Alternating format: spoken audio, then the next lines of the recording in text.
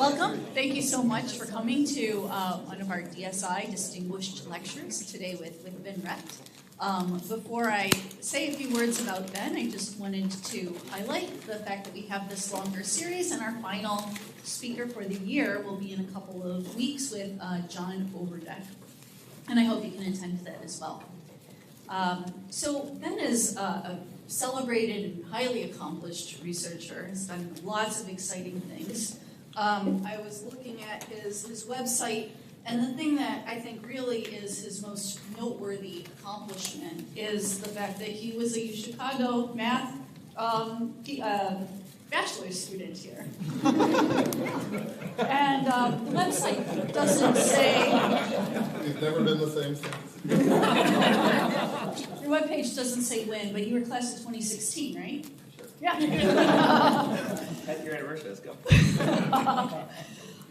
Since then, Ben has been a PhD student at the MIT Media Laboratory. He was a postdoc at Caltech. He started his faculty career as an assistant professor at the University of Wisconsin, and now is a professor at the University of California at Berkeley. He's won numerous different awards, a Key Case Award, 2 different Europe's Test of Time Awards, recognitions from SIAM. He co-founded the ongoing workshop on learning for decision and control, which has been deeply impactful in the community. And I just generally think of Ben as a real intellectual leader and someone who always has something that's very thought-provoking and interesting to say. He's also written several books, the first of which was joint with Steve Wright, who is a huge fan of the Big Lebowski. So I happen to know that the working title of this book for a long time was Optimization, New Shit Has Come to Light. Somehow that didn't make it past the editorial review process. And so I think the website says optimization for data analysis. But now we all know what this really means. And most recently, just this year, he published a new book that he's going to tell us about more today on Irrational Decision. So Ben, thank you so much for joining us.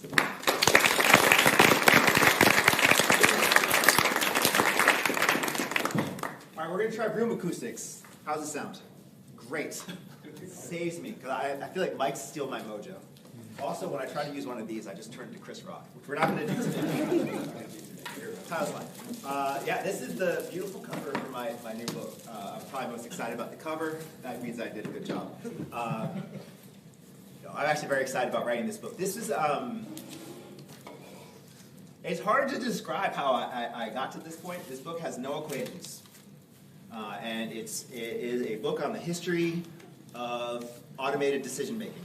And I kind of want to just tell you how I got to where I ended up writing this book, how it got me thinking about all of the mathematics that we now call data science, and because some of the just like the origins of so much of what we do today. And a lot of that came from just thinking about like what does it mean to make rational decisions? Lots of people say that. We even teach it sometimes in our classes that there is like a rational decision theory. Like if you're going to have a very expensive or dangerous surgery, right? There's going to be like you have to, how would you make the decision as to whether or not you should have the surgery? You look at what the costs are going to be to you and to your insurance company maybe, and well, I guess not in this country. You look at how much you're going to have to pay out of pocket. You look at the benefits, and then you weigh the chances, and you do a cost-benefit analysis, and of course that's how we decide whether or not we're going to go and put ourselves under the knife. And of course you can apply this to all sorts of different aspects of our lives. If not surgery, I could also say, like, decide what I'm going to eat today, and decide if I'm going to have that cookie that's in my bag. I'll have to weigh the costs and benefits, because obviously that's just the way to make a purely rational decision. And if I'm going to decide whether or not I'm going to force my daughter to play violin, a hypothetical daughter, let's say. I would have to look at the cost of these violin lessons and determine how much it increases her chances of getting into Chicago. And even this kind of mindset has completely overwhelmed sports, where you will see on the field the probability of whether or not they're going to win the game based on what decision they're making at this time, and whether or not they are taking the most the decision that will maximize their expected value of winning. And it's very odd that everything becomes let's do a cost-benefit analysis and maximize expected values, as if everything in life is just a matter of like weighing things out like an actuary. That we just build the right actuarial tables, and from those actuarial tables we make a decision. Or if you want to be a little bit darker, you could say that life is just a big game at the casino, and it's just about knowing when to hold them. But if you go back and look at the history of rationality, it tells me this is not what Pythagoras intended. I think Pythagoras is probably the person we would attribute with coming up with the first notions of rationality, although I'm sure that's where the root of the word comes from. And I didn't know this, but Pythagoras had a cult, a very religious cult, who thought you can explain the entire everything in the universe through very special equations, all with fractions, beautiful fractions and equations, and it would apply to music and music of the stars and music of shapes, and everything would ring together in harmony. I think in modern times, rationality has been a little bit less religious, or at least we claim so, but it means a lot of things, right? Rationality could be behaving in a reasonable way. It could be having a consistent belief system and sticking with it. It could be acting within social norms. Philosophers will have a name for each of these different ones. And in fact, they have a name for the cost-benefit analysis model. They call that instrumental rationality. But it's only one. I think they still have a Common Core here. You can go take your Common Core class in philosophy and read some basic things on the different ways of viewing rationality, and you'll just see that there's no agreed-upon definition. Yet this last one is a little funny because it does seem to be the one I was pointing at. It seems to be the one that takes over our modern discourse. So the bottom line, though, is that everybody agrees that rationality is good. Everybody agrees that irrationality is bad. I feel like that's about as good a definition as we can get. But this other one, this other kind of concept of using facts to attain goals, is a very particular niche kind, and again, it is a popular one amongst, especially a lot of the people who live in the Bay Area with me. They really feel like this is the right way to make decisions. But there's something really peculiarly mathematical about it, like the idea that you can quantify, and that you can quantify chance and risk, and that from that chance and risk, the correct and only right thing to do is to solve some optimization problem. It all looks like math. And so when you start to dig into where this came from, all of these concepts, while they have roots far into history, and there's all these different ideas about utilitarianism and certain kinds of economic thought before World War II. After World War II, it takes on a completely different tenor, and it becomes rapidly formalized in about a decade into this clean mathematical formula that we now know you might see in a class as being rational decision-making, or Bayes optimal decision-making, depending on who you ask. But this is a rationality of computers. And I wanted to I didn't start off, you're not supposed to say this necessarily when you talk about your book, I didn't necessarily start off here, but I ended up here because I was looking at the history I was trying to figure out where a lot of our ideas in machine learning came from. Just a little autobiographical note here. I started working on this book unintentionally in 2018 after doing some research and trying to figure out, I was very disturbed by some of the things that were happening in machine learning, some of the things that were contradicting the theory that I believed in, some of the things that were happening around me at Berkeley, around the rationalists. I tried to start to look for those roots. I started digging into just the foundations of our field, and everything kept bringing me back to the same decade, right? Where neural networks were invented in 1943. Information theory was invented in 1945, but only published in 1948. Kind of average case estimation theory, which is the foundations of most of what we do with time series, was written down, also called information theory at the time, but they got into a fight and changed one. But this was written down in 1948. interesting to me, I didn't realize this, though I know there are a lot of statisticians in here, and we like to attribute the randomized experiment to Fisher or Neyman or all of this, these ideas that were pre-war. We didn't start applying these ideas to people until post-war. Like the first randomized controlled trial that involved humans was in 1946 and published in 1948. Game theory came up in 1944. Linear programming, 1947, and stochastic gradient descent, or AGI, is 1951. 1951. So it's crazy that all of this stuff happens. The amazing thing about all of this stuff happening is like it's all happening before we have computers. The foundations of computer science and computational statistics all happens before we have computers, and all happens rapidly. Right in this period, right near the end of World War II, and right before the first computer is working and shipping, right around 1950. So I kind of wanted to just dig into a little bit of why these gentlemen, and they're mostly gentlemen, which you will, who came out all of different ways of engaging with ideas during the war and after the war, kind of conceived the foundations of the computer. And so much of what drove them was thinking about machines that would make perfect decisions. And somehow, 75 years later, we've decided that computers actually do make perfect decisions, and we should be more like them. And so I wanted to kind of go back to understanding like some of the ideas about what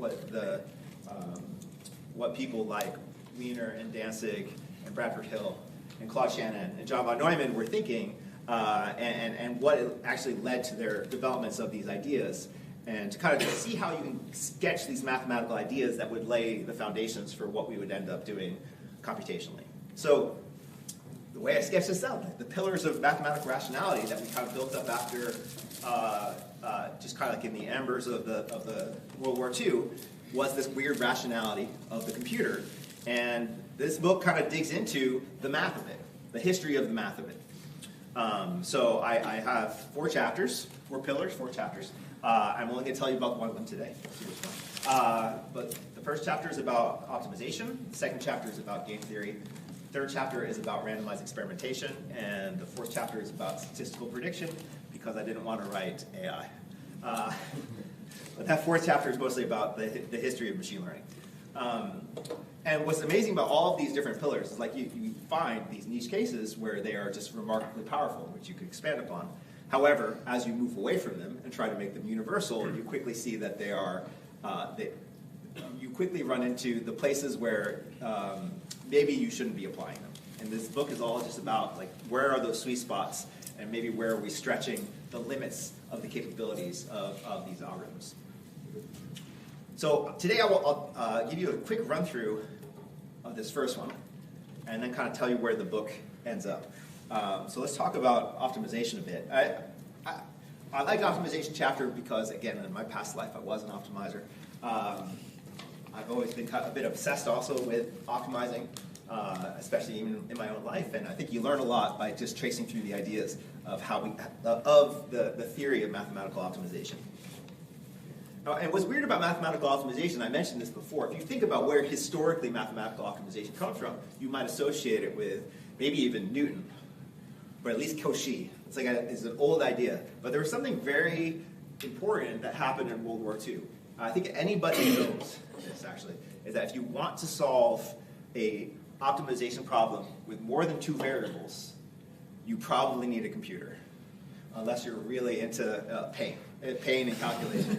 And so part of why optimization became a post-war field is because we need computers to optimize. And in fact, what I'll explain is that part of the drive to build computers was to build things to solve optimization problems. And then, I don't think this was planned, but it was quite interesting, is that once you have better computers, you can use the optimization algorithms to build even better computers.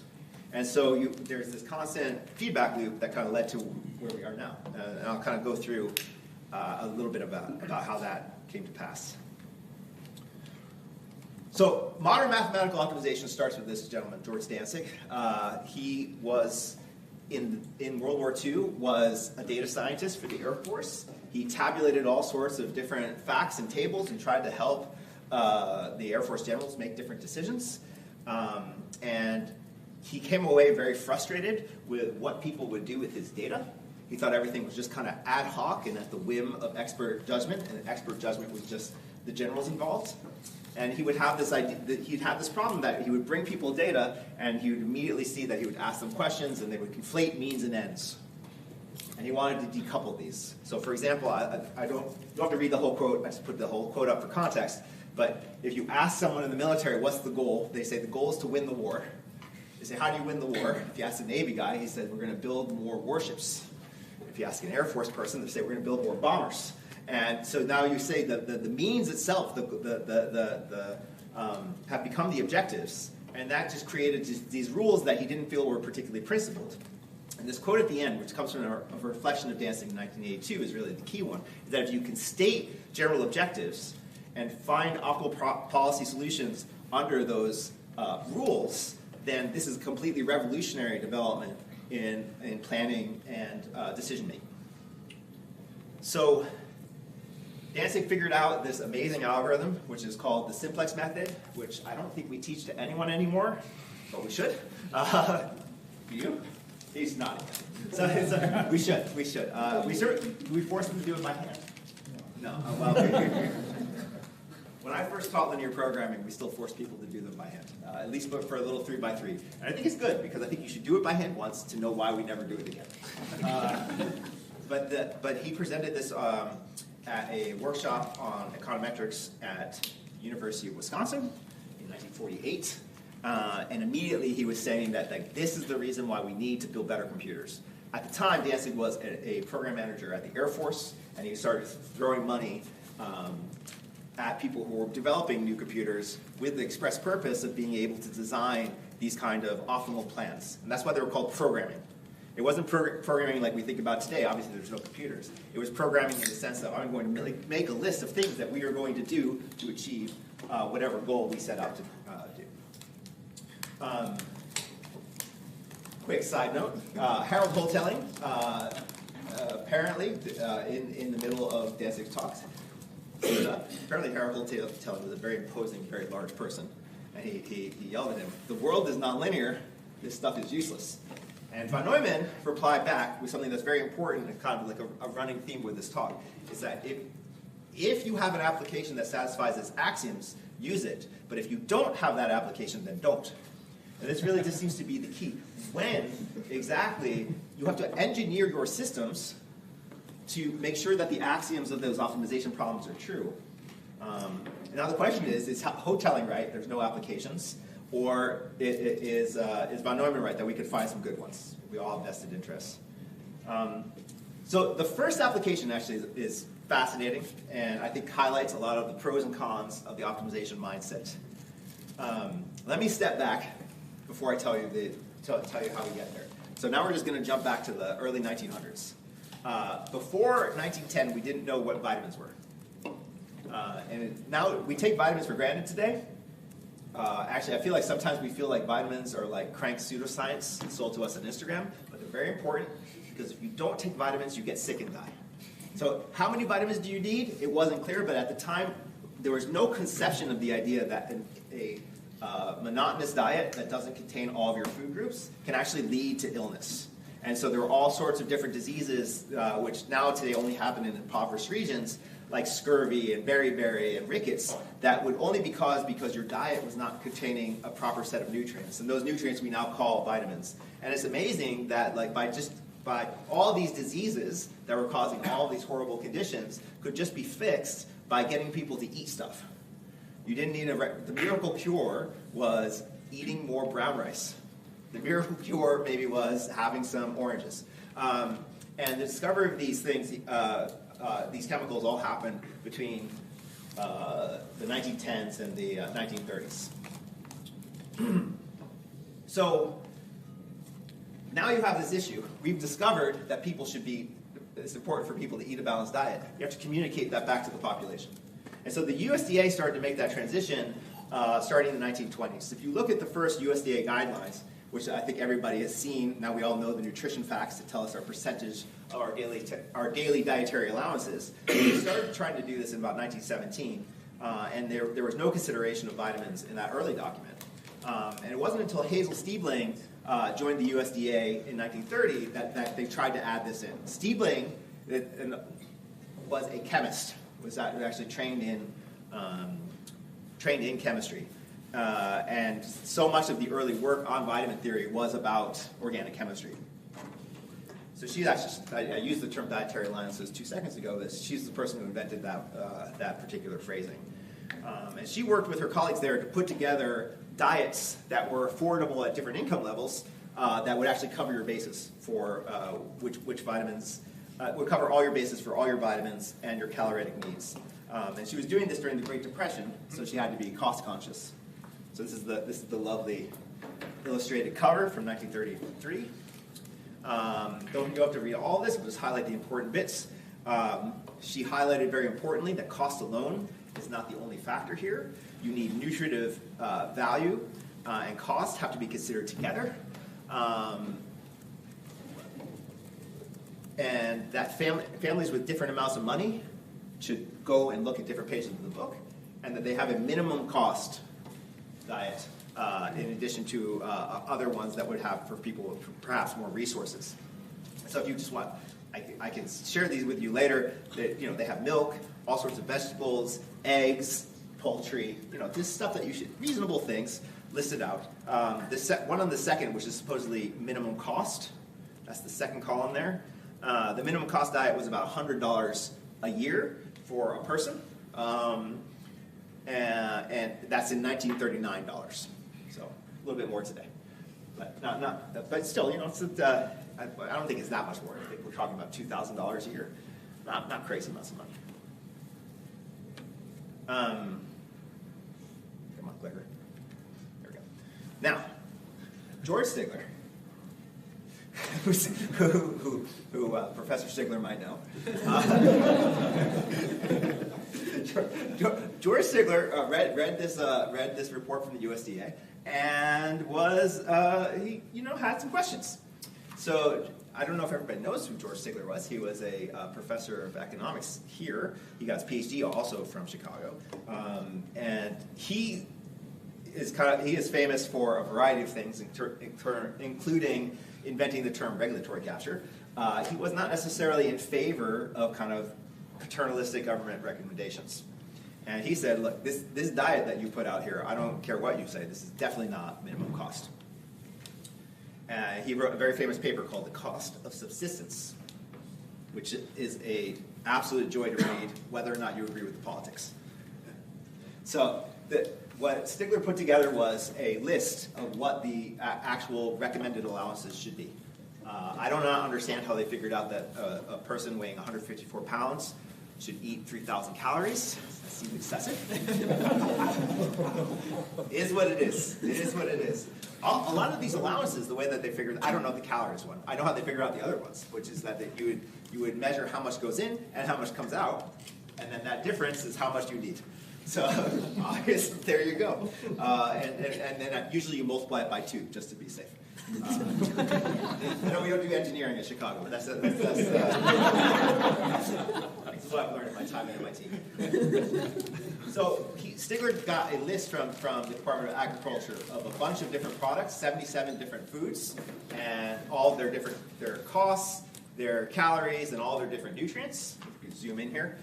This is like all the flours at the top. We've got wheat flour, macaroni, grapes, rice, and they're very different costs and nutritional value. And then he just decided to see, could he put together a diet from the 77 list that would actually have minimum cost. And by hand, because again, there's no linear program at the time, and he didn't even call this a linear program, he moved some things around and found an answer. Now, we know it as the diet problem. And it is very interesting to me that this political argument we now teach kind of as a frivolous first introduction to linear programming. This was the first example I gave when I taught linear programming. I had no idea about where it came from. And it is kind of a nice one to motivate, because if you think about it, if I eat twice as much food, it costs twice as much. And I get twice as much nutrients. So perfectly beautiful linear program. You have some inequality constraints. Amounts can't be negative. Perfect. I have a very simple LP. Oops, got my buttons confused. And this really was the first linear program, and one that Danzig would eventually set out to solve. But before we talk about Danzig, though, let's look at Stigler's solution. Question? Yeah. How come vitamin A is the same for all of them? How come vitamin A is the same? Look at the previous one. Vitamin A, how come it's the same? Let's look. It's not. There's only one that has vitamin A. Oh, I see. Only the hominy grits has vitamin A. Thank you. So that you would have to at least start with grits. But anyway, he didn't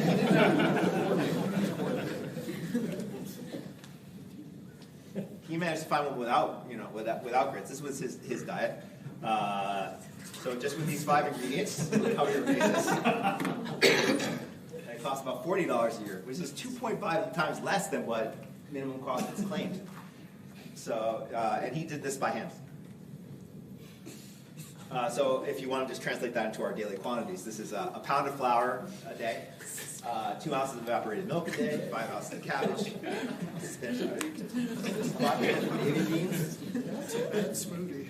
Well, my wife, who's an amateur baker and loves to make things, I showed this to her. She's like, "Oh, that sounds like we could do this bean pie." And you look at those ingredients. We got pretty much it works. I think you'd have to replace the lard with milk, and then maybe what else we're gonna do here? We can't use butter. We can't use baking powder. Where do we go? We can get close.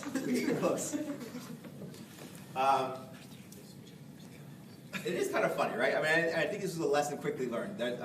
Jeff Linderoth just yesterday sent me a pretty funny thing where Danzig actually tried to use this to plan his own diet, and he also commented that it was gross. And his doctor was horrified by his salt intake. So I think everybody kind of quickly figured out that this kind of blind optimization with a single cost is pretty grotesque. And Stigler also pointed out that the models are also wrong. So you're basing these decisions on things where you actually know the nutrient value in an apple. Apples have different shapes, and different apples have different, if you get a Granny Smith or a Red Delicious, they have different nutrient content. So it's also a little bit hard to figure out how you can even make these recommendations so broadly.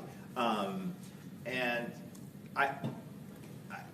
Stigler really had a whole different thing in mind. This is a really scathing commentary at the end of the article, which is that maybe I'll just read it. There are 2 fundamental objections to so merging the physiological and cultural components of a diet.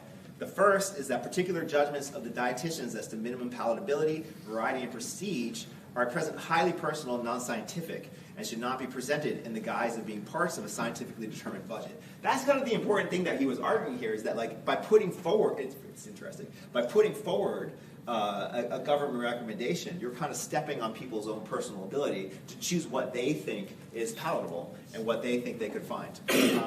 And it's also interesting to me that somehow recommendations already were considered to be impositions. But this is, again, American politics. The second reason is these cultural judgments, while they appear modest enough to government employees and even to college professors, can never be valid in such a general form. No one can say with any certainty what the cultural requirements of a particular person may be, and on its face, it will always be impossible to determine a unique cultural minimum diet for 140 million Americans of transcendental variety of background, social position, and cultural values. He did have the. I also wanted to. I had to include the meanest footnote I've ever seen in the paper. So there you go. Anyway, it's interesting to see the 2 different paths that Stiebling and Stigler would actually go down, even though they clashed at this initial diet problem. Stiebling would launch the first school lunch programs. She would head home economics at the USDA. She was really powerful in kind of building up this large part of the large administrative state that would kind of emerge in the years following the Second World War. And George Stigler would move here. He obviously was a more libertarian style economist in the style of our school, and he won the Nobel Prize in economics in 1982. So you have 2 very different kind of political ideologies manifesting themselves in this funny way early in the history of optimization. But let's link back to optimization, right? What was the optimal solution? So the way Danzig did this, because again we didn't have computers, was he computed it, he found some people to compute it by hand. There was a project started under the WPA called the Mathematical Tables Project, where people were calculators, or computers, if you want to call them that, and they would by hand compute all these numerical constants and numerical tables. And there are still books tabulated by the WPA that have like integrals and digits of E and all sorts of other things that you might want to calculate that were done by people. And Danzig, being at the Air Force and being in DC, had a colleague that really wanted to show that maybe perhaps Stigler's solution was wrong. So he got this group together, and with 120 person hours, they ran the simplex method on this 77 variable, 10 constraint problem. I'm getting horrified looks from over here. And they found that the actual minimum cost was $39.69, which is 30 cents less than what Stigler found. But I do think there was something that was important here, which is that experts can kind of do optimization pretty well by hand. But the thing is that their particular judgment could be deferred now to something more mechanical. The actual optimality could be computed without that expertise, just with the proper statement of the problem. And that was kind of the thing that started to push this whole computing project forward. And so, as I mentioned, Danzig, being at the Air Force, started throwing money. He's like, we can't do it by hand. Let's build machines to do it. There were lots of interest at the time behind computers with lots of different plans for them. But Danzig was pushing this program that we were going to build them to solve LPs. And he worked very closely with people at NIST to build the SEAC, which is probably, depending on who, there's arguments about this, but this was the first working von Neumann architecture. UNIVAC was close, but they were shipping defective machines. So the SEAC was the first one to get up and running and working in about 1950. And they could solve, on this machine, a problem with 100 variables and 20 constraints. They did an assignment problem, and it took 3 minutes to get the solution, and they couldn't scale it to be any larger. And so from the dawn of computing, we have this classic problem of the computer scientist, which is whatever computer you have is not fast enough. But what happened? We started with the SEAC, and then all of a sudden you started to have this huge explosion in interest in computing and the development of faster computers. So already by 1954, we had the IBM 704. This is my favorite general-purpose AI computer. This is the machine where the first chess-playing robot was built. This is the first checkers-playing agent that actually would defeat expert checker players. Was built on this machine. The perceptron was first run on an IBM 704, and the first character recognition problems experiments were done at Bell Labs, also on the 704.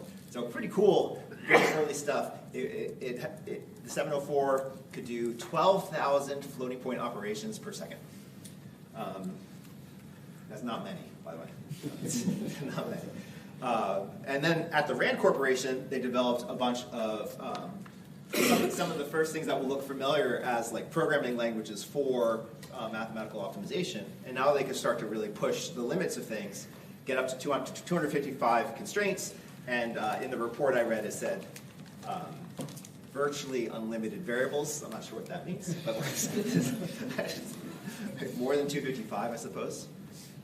But again, they were lamenting the fact that general-purpose linear programming code will surely depend on machine improvements for greater speed. So as machines got faster, the software you could run on them got more sophisticated, and optimization software was no different. And you can start to see as the machines keep getting faster, the algorithms get more sophisticated, the things that they could be applied to gets even more sophisticated, and we move from the 704 kind of vacuum tube era to the transistor era. Things got even more complicated, and a lot of the things that we use today, most of the things we use today, were developed before 1969 in optimization. And what happened after 1969? Well, here's the rest of that history. Computers, the number of transistors on microchips kept doubling, and we find ourselves today in this amazing world. We find ourselves today in this amazing world where we have this thing, which is effectively a supercomputer that fits in our hands. Now, how do we get from point A to point B here? This is where you start to see a lot of the co-design happening, where the computers themselves start to be being used to design the new computers. And a lot of that history in the book I discussed in more detail happened at Berkeley. So they first developed simulations of these individual circuits, and then develop optimization tools on top of those simulations to figure out how the circuits might run, how to place different components, and how to kind of build these bigger macro layouts. And by the time we got to the 386 in the 1980s, most of this stuff was now being automated. The design of these chips was being automated, and it was just a matter to get the processors a little bit smaller and smaller. And by 2025, we have as I said, a machine with 2 teraflops on the GPU as compared to what we started with in 1954. So what's interesting about that interplay and optimization is like the computer chip is actually kind of like the ideal setting for optimization. It's a place where you can force your model to be true. Everything on that is so controlled, and moreover, if you can get it off of your assembly line and put it in epoxy, you never have to worry about it again. Whereas the actual physical world was always harder. And we still have lots of applications of optimization, being in supply chain and transportation, maybe in diet if you want to do those things, but it was always a little bit harder to kind of get the physical world to meet those constraints that optimization needed them to. All right, so with that, how much time do I have left? Plenty. Cool. With that, that's just a little brief tour. I mean, there's a book to be read. You guys, I would love to love it if you did read it. But that's roughly the theme. Can't fill in all the details, right? But roughly the theme of the book is a similar way, right? That each of these pillars is incredibly fathomable in their appropriate sweet spots, but always runs into a roadblock as we move down the road. So mathematical optimization does enable massive scale productivity in so many different aspects of our lives, but you need controlled and closed worlds to really pull it off. You need control over the situation to make sure the constraints stay true in order to really use optimization models to their fullest. In the chapter on game theory, I feel like this might be my most controversial chapter, especially amongst people who do game theory. I do think that the thing that was fascinating and super important about game theory is the insights it gave us into games.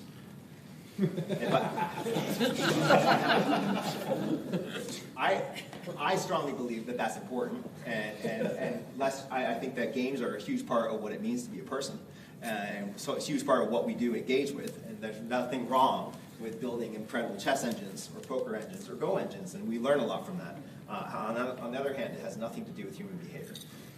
But we can talk about that after. Anyway, I feel, the chapter on randomized experiments just focuses on the application of randomized experiments in medicine and policy. Looks at the history of the clinical trial, starting with Bradford Hill, moving all the way up into the present, into cancer screening trials, and kind of focuses on their role in policymaking and how, as they get more and more, and how, oops, oh, that's bad, again, now maybe only controversial with some of the statisticians, but we can have a conversation about this later, how the promised causal inference capabilities are actually a lot more complicated and less ambiguous than maybe we initially thought, especially in the context of medicine. And finally, I do talk about the shocking power of pattern recognition, which I think is at this point unavoidable, and everybody I've talked to today has wanted to talk about it. I get it. But I also argue why we keep finding that uninterpretability is part of the price of admission for using these tools. So the book closes, actually. I have 4 chapters, but then I kind of felt like I had to write one more. I wrote 2 more. I wrote 2 more. And that's closing that loop to what I talked about at the beginning. So that's the framework of rational decision making. Works great when applied in the places where it works, but doesn't actually give us a universal model of decision making. But that didn't stop people from thinking about how do people make decisions. Well, we have these machines that can do decision making now. What exactly are people maximizing? Are they maximizing anything? And what subject to what constraints? And there is a beautiful line of work for 75 years that have looked at it and tried to build models of people and find how they're like computers and how they're different from computers. And despite all that work, I feel like the only thing we can agree is that people don't make mathematically rational decisions. And let me give you, perfect. Let me give you a quick example of something I touch on in this part of the story. which is a conundrum that was first introduced by Paul Meehl in 1954, which is about clinical judgment versus statistical judgment. And it kind of highlights some of the tension between our computerized age and our human agency.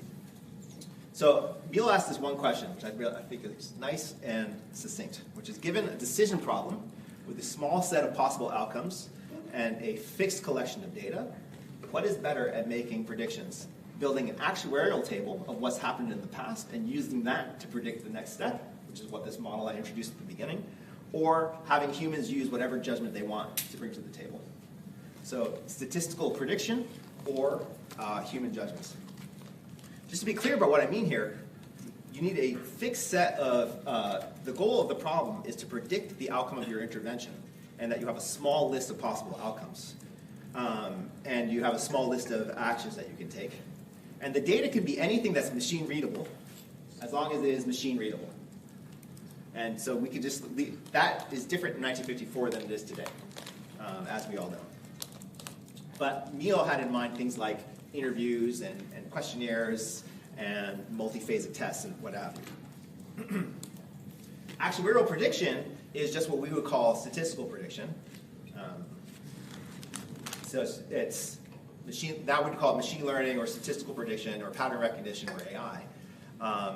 And the bottom line is that it works like find the best features for your problem, build essentially counts or actuarial tables, and then assume the future is like the past. That's the big one. And then you maximize your outcomes based on that. Okay, so this is our actuarial prediction system. Clinical prediction is just anything. It's whatever a person does. And we're not necessarily going to have to pin that down. And again, the subsequent 70 years was trying to figure out what it is and how experts actually do those sorts of things.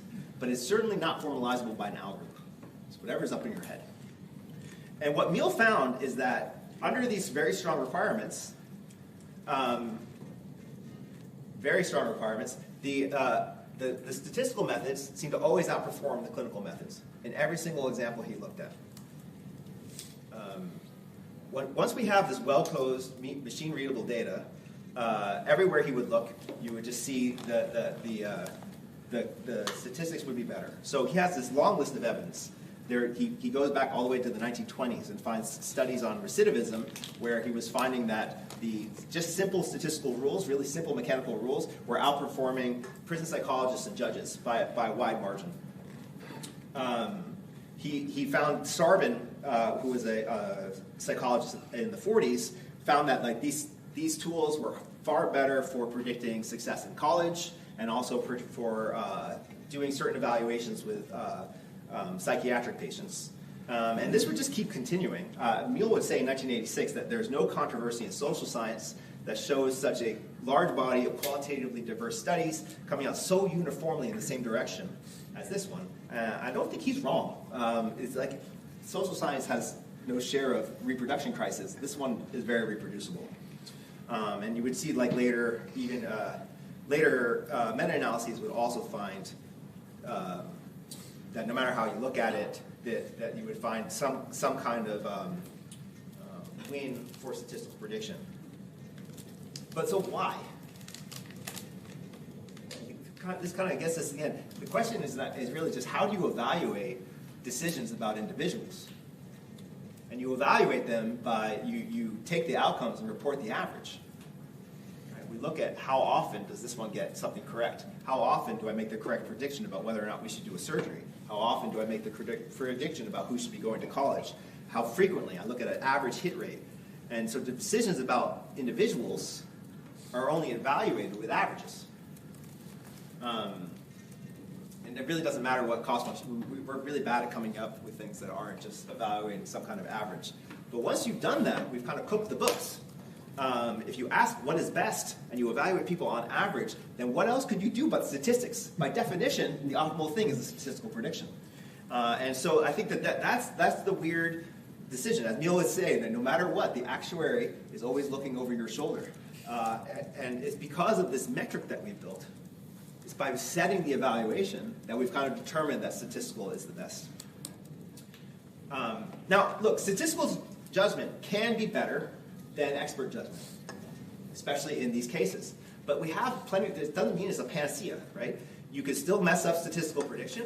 You can get the wrong features. You can get the wrong data. These things are not, the world is changing as you make decisions about it.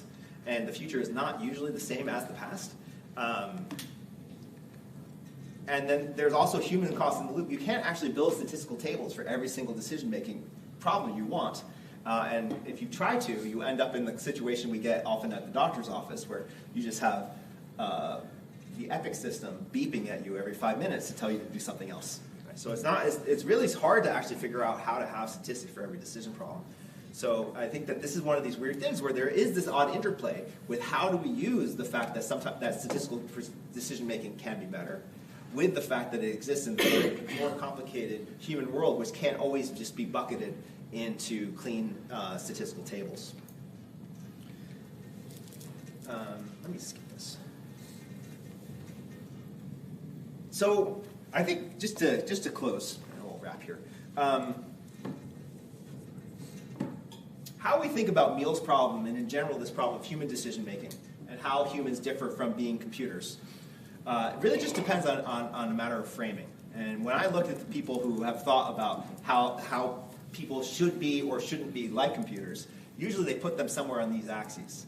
Either people are there as hazards who are not making the right decisions all the time, or they're the heroes who can think outside the box. And unfortunately, I think it's, well, I don't, fortunately or unfortunately, I think that axis isn't helpful. I think that you'll see that a lot of people who subscribe to, let's say, not all of these people, but people maybe who are more inclined to believe in behavioral economics would put humans over here. And then there are some other people who are kind of into different kinds of expert decision making, maybe more from the Herbert Simon School, and the people who follow on there who would maybe put people over here. I feel like we have really a two-axis problem. We just have to think a little bit more carefully about these two axes. And so the book kind of concludes just like that we know that there are some things that are singular. We know that there are some things that are repeatable, and we never know which one we're in. And so it just requires just thinking about that kind of flexibility, thinking about like the difference between rules and play. That you can have rules for a game, but just because you have rules for a game doesn't mean every game is played in exactly the same way.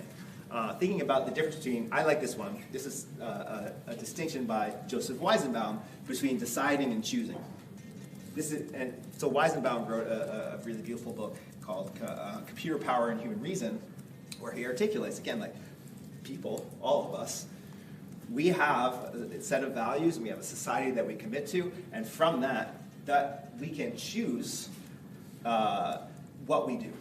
We can choose what we do. We don't have to be cogs in the machine, as he puts it.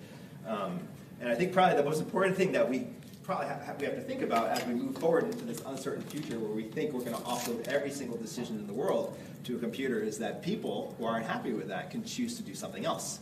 And I'll leave you there. All right, thanks so much. I'll leave you also with some...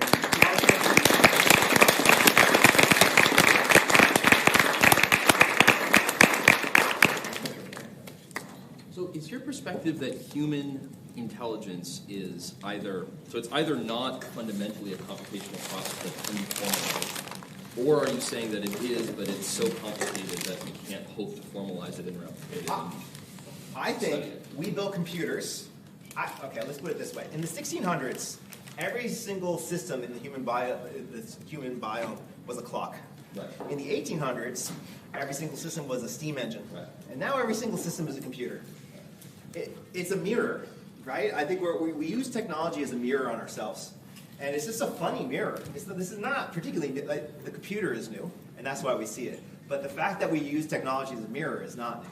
But are you saying that like human intelligence is not, it cannot be formalized algorithmically? I mean, regardless of what physical computer you sort of draw an analogy to, that's going to be dependent. But do you mean that there's something like metaphysical or inherently non-formalizable about human processing, or that it's just so hopelessly complex that we can't actually...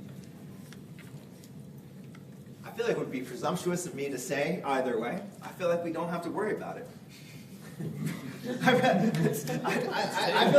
feel like there are a lot of questions that are kind of out to get us. I do think that the computers we have now don't do that. They don't do what we do. I think that maybe someone will figure out how to build the superhuman machine. Although I do always worry that if you see that story in a science fiction book, that it might not happen. Although sometimes they do. But yeah, maybe it's not one that I'm gonna, worry about Mihai. So I have two questions. The small one and the large one. So the small one is, so when you make the statement about clinical decision and statistical decision, there has to be a sense in which that depends on the complexity of the decision. Yeah. So this is so I imagine the results will be different. As it was pointing out that at some point, if you have a human trying to solve unit programming by eye, you have to have a pretty good human. That's right. That's something else, maybe not so much. So I say, so certainly, Just to quickly clarify on Neil really was looking, he was only looking at, and I think you only can look at, if you want to compare for these statistical decisions to people, things that have very like 3 or 4 choices for the actions and 3 or 4 choices for the outcomes. I see. And more often than not. So he tried to control for complexity. Right? Yeah, he's in the action space and the output space, but not in the data space. The data could be arbitrarily complex. So this one was. The other one was actually is more of a question, like, so we're talking about the future, humans versus machines. Well, there's Neuralink, right? So Neuralink one day may attach a computer to your brain. Yeah. Any thoughts Who about knows what's going to happen there, right?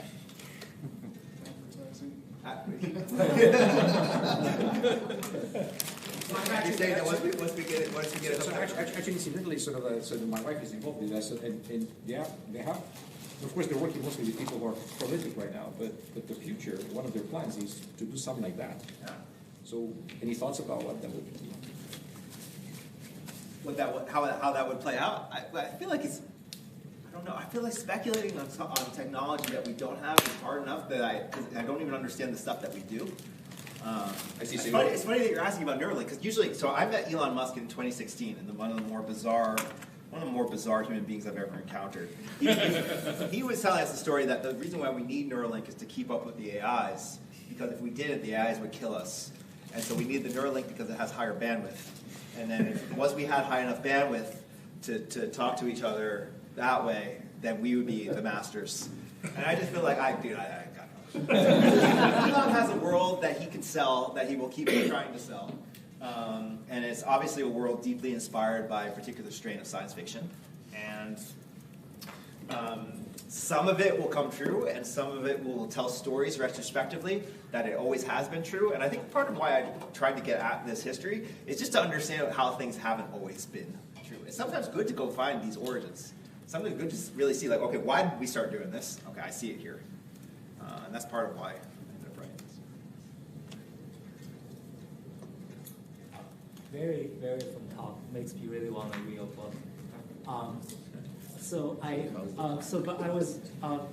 When you started to talk, when you had the expected utility as the formulation for optimal decision, I was curious what that expectation mean. But later, it appears that you were applying a strictly, if I'm not wrong, like a frequentist notion of expectation. No, I didn't care. Either way. And in fact, von Neumann and Morgenstern ended up leading to Bayesian.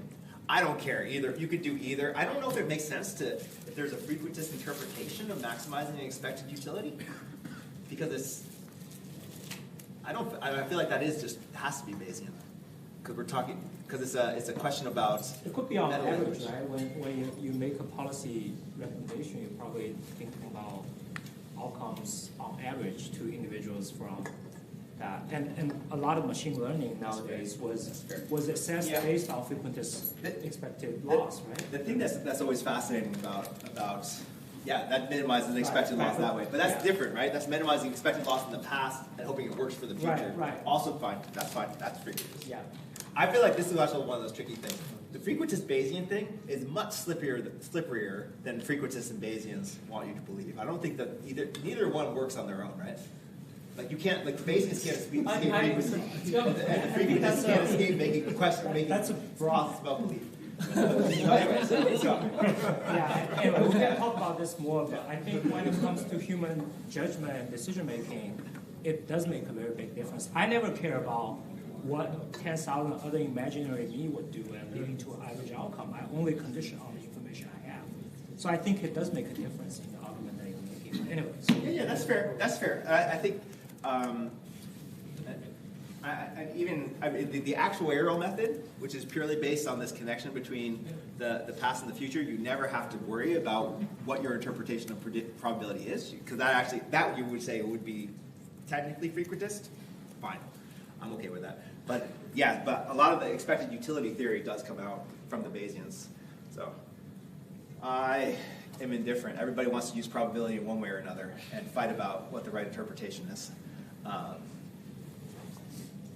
We can talk. Yeah, I'm fine with that.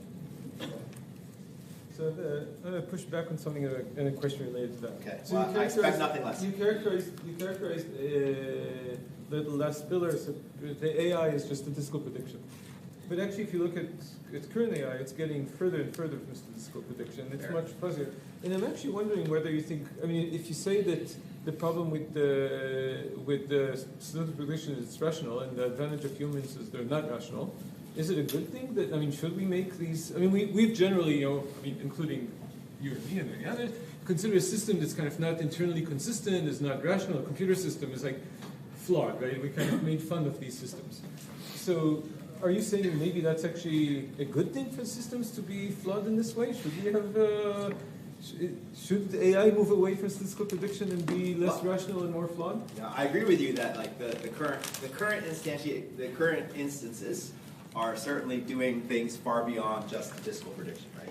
There's very complicated engineering artifacts that nobody understands. But I would argue that nobody most engineering artifacts, like I don't understand this either. Whatever. It's fine. And you could say maybe you could. Like, I don't know. Huh? But I think that the second point is like, I don't know. I'm fascinated by that one. Would we be better having technology that doesn't do what we expect it to do? That falls outside of our. I mean, language is that kind of technology, right? Language has always been that kind of technology. So yeah, now we put computers into that realm, and we get all sorts of wild things. Sure.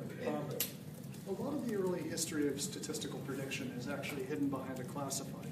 Did you have much luck or butt your head up against that when you were digging into it? Things like expectation maximization, right? It was invented for training hidden Markov models before they had computers. Well, so sorry, what was the classified part? They were doing this at the IDA and the predecessor institutions, so a lot of the actual history of the theory is classified, semi-classified to maybe it was released in the 80s. I read declassified things, but I did not even try to get anything declassified. Fair. Like I had, it's actually really cool, the original, just as an example, the original Shannon information theory paper was classified. We wrote during World War II and was classified. It has its cryptography paper and the information theory paper in the same document. He was. They let it out by accident, right? I don't think so. You think they let that out by accident? That's the rumor I had heard. Okay. No. And now look where we are. Go ahead. Really wonderful talk. Thank you for being here. The part on optimization, the history of optimization, reminds me of something that Jeff Bigham says, which is that humans are the hardest part of computer science.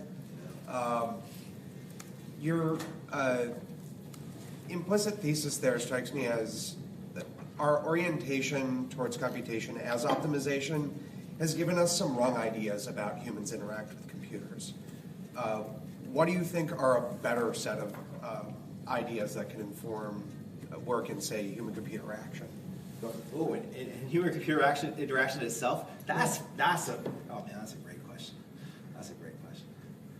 I feel like I would be stepping way out of my way out of my safe zone trying to answer that, because I think I've been having a lot of conversations with people about this. Like, I love Joseph Weizenbaum, and I mentioned his book at the end, and I think he's an important and timely figure.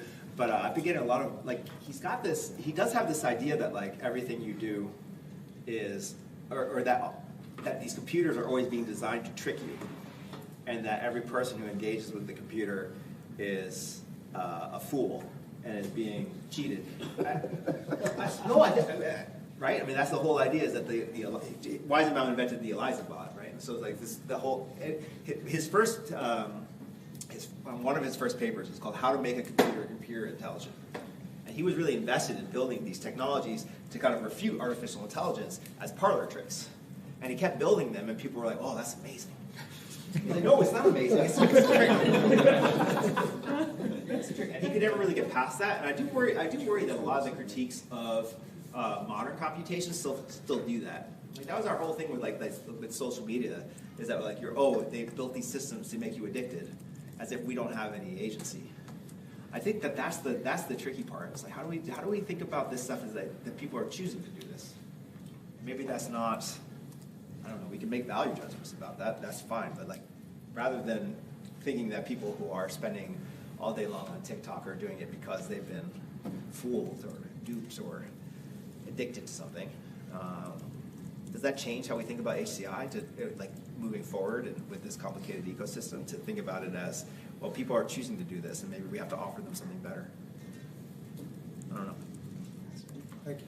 Right, we can continue the conversation Yeah, after that, but please join me in thanking Ben again. Thank you.